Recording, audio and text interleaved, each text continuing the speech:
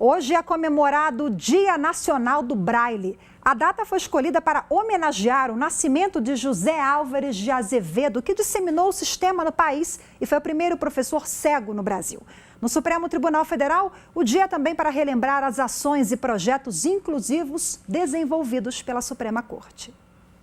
José Álvares de Azevedo, carioca, cego de nascença, aos 10 anos foi estudar o sistema Braille na França, na única escola do mundo especializada no ensino de cegos. Com 16 anos, ao voltar para o Brasil, lutou pela criação de uma língua própria para os cegos.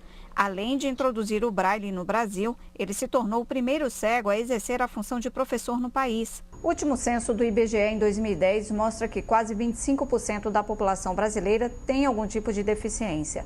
O Judiciário brasileiro está atento às garantias de direitos dessas pessoas. O Supremo Tribunal Federal, por exemplo, vem atuando em programas e priorizando julgamentos para garantir mais inclusão social no país. O programa STF Portas Abertas permite que qualquer pessoa visite a Suprema Corte. Para isso, foram feitas várias mudanças no prédio, como instalação de placas de sinalização em braille ao lado das salas e elevadores, piso tátil e adaptações nos banheiros e salas de julgamentos. E para incentivar uma cultura mais inclusiva dentro do tribunal, foi criado o programa STF Sem Barreiras. O público-alvo são os 46 servidores com deficiência que atuam no Supremo. E desde então a gente faz o acompanhamento bem próximo dos servidores com deficiência. Hoje nós temos 46 servidores, alguns com deficiência visual, com baixa visão, monoculares. Já tivemos servidor cego dentro do tribunal. E também fazemos toda a adequação para receber pessoas dentro do tribunal. A Suprema Corte do país também prioriza o julgamento de ações que tratam dos direitos dos deficientes. A aprovação das normas do Estatuto da Pessoa com Deficiência foi um dos julgamentos de destaque do STF, que permitiu, entre outros direitos, a inclusão da pessoa com deficiência no ensino regular.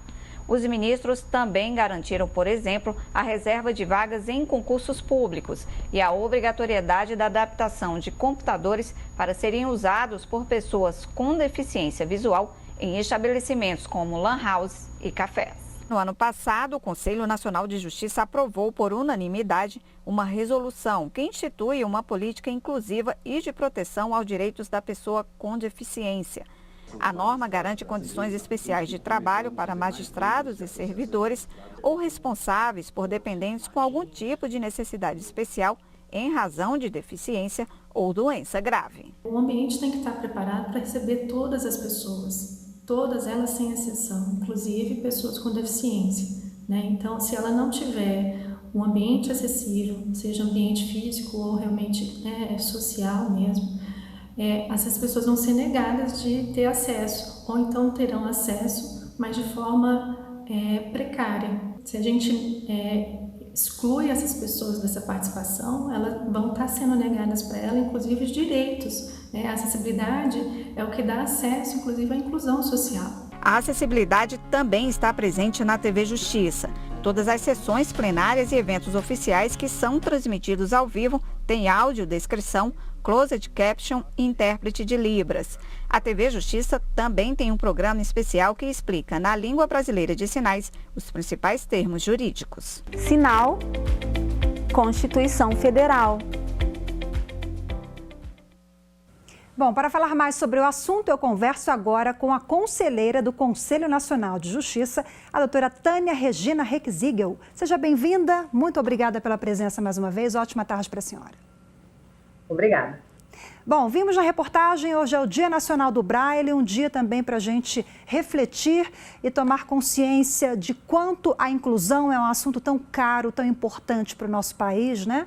Eu queria que a senhora elencasse agora quais são os principais desafios do Poder Judiciário para poder implantar a legislação que já temos vigente, enfim, normativas. Quais são os principais gargalos para fazer valer o que está também na lei maior do país, né, doutora?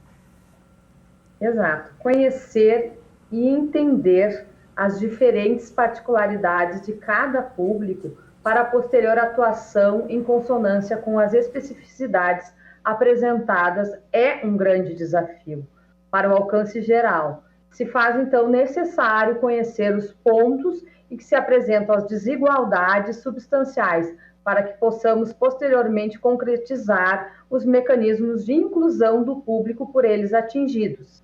Bom, um público que até há pouco tempo atrás, relativamente, eles eram invisíveis, entre aspas, né, quando eu me refiro a políticas públicas, a atuação do Estado, mas em 2015 veio a aprovação da lei que instituiu o Estatuto da Pessoa com Deficiência. Foi um marco, nós estamos avançando devagarzinho, qual é a sua avaliação? Sim.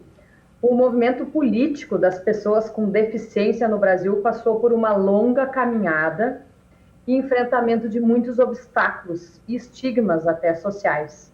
Uma das principais conquistas da última década da defesa dos direitos das pessoas com deficiência foi alcançada pela promulgação pelo Brasil em 25 de agosto de 2009 da Convenção sobre o Direito das Pessoas com Deficiência da Organização das Nações Unidas. Mas é válido também destacar que, até o momento, a única convenção que passou pelo trâmite do parágrafo 3º do artigo 5º da Constituição Federal, possuindo, então, portanto, status de emenda constitucional, é ainda, em 2015, sim, a promulgação, como tu disseste, da Lei Brasileira de Inclusão da Pessoa com Deficiência, a Lei 13.146 de 2015, conhecida como Estatuto da Pessoa com Deficiência. Realmente, essa lei foi um marco na promoção e na garantia dos direitos da dignidade da pessoa com deficiência, tratando de questões relacionadas à acessibilidade, educação, trabalho e do combate aos preconceitos e discriminações da pessoa com deficiência. Sem dúvida, é, portanto, um mecanismo de inclusão social. O Estatuto estabelece punições, inclusive, discriminatórias praticadas pelas pessoas face às pessoas que têm deficiência. Vamos falar agora de mais um mecanismo, mais um instrumento importantíssimo, que foi a resolução aprovada no ano passado pelo CNJ, que prevê condições ali diferenciadas para magistrados, servidores que atuam na Justiça. Eu queria que a senhora falasse um pouquinho, em linhas gerais, o que prevê essa resolução. Com base no artigo 226 da Constituição Federal, que consagra a família como a base da sociedade brasileira, atribuindo ao Estado o dever de proteção à entidade familiar. Então, é certo que a participação dos pais, responsáveis legais no desenvolvimento dos seus filhos é fundamental para que esse se dê de forma salutar, especificando quando os dependentes possuem alguma deficiência necessária, especial ou uma doença grave.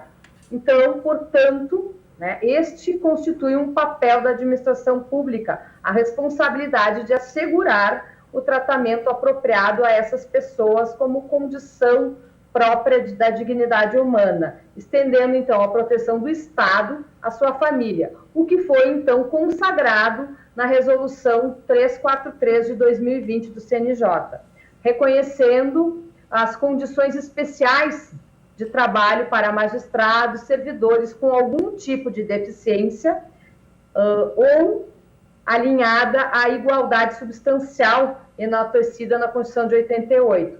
A Resolução 343 de 2020 constituiu uma política pública judiciária inclusiva, conferindo proteção de direitos às pessoas com deficiência. Acho que todos os atores envolvidos, cada um deve fazer a sua parte, né? Eu coloco aqui a população também, porque cabe ao Poder Judiciário, ao Estado, mas também a gente. A senhora falou no início de estigma, toda uma cultura de preconceito, temos que avançar e muito, né?